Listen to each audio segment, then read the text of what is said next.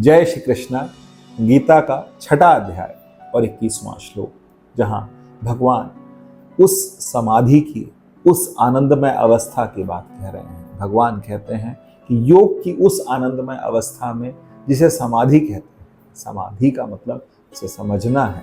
तो भगवान ये भी कह रहे हैं सुख मात्यंतिक। इसका मतलब क्या है? सुख की अत्यंत अवस्था। सुख की अत्यंत अवस्था क्या है? तो भगवान कहते हैं कि सुख की अत्यंतिक आनंदमय अवस्था जो है वो समाधि है। मनुष्य उस परम असीम दिव्य आनंद का अनुभव करता है और इस अवस्था में स्थित होकर के मनुष्य कभी भी शाश्वत सत्य से विचलित नहीं होता। वह कैसी अवस्था है? तो इसके लिए सबसे पहली बात हमको समझना है समाधि। समाधि का मतलब क्या है? समाधि का मतलब कहीं से कहीं तक ये नहीं है कि कोई आंख बंद करके सिर्फ बैठ जाए। फिर समाधि का मतलब क्या है? बुद्धि का समाधान हो जाए। समाधान का अर्थात, समाधान का मतलब है कि बुद्धि जो है समझ जाए कि ये संसार नश्वर है और परमात्मा ही मेरा अंतिम और परम आश्रय है। परमात्मा मेरा परम आश्रय है और मैं ही परमात्मा का स्वरूप हूँ।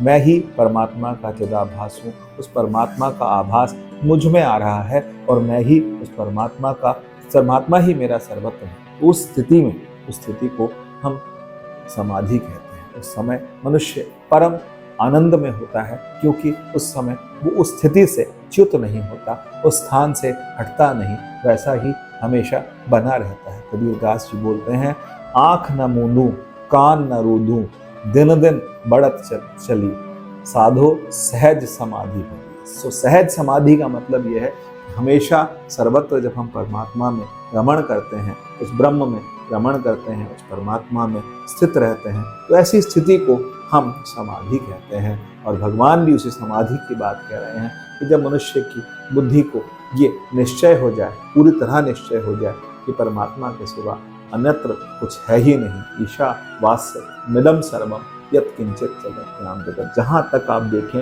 वहाँ तक आपको ईश्वर के अलावा और कुछ नजर ना आए, तो ऐसी स्थिति को समाधि भगवान कहते हैं और ये परम आनंदमय है। जय श्री कृष्ण।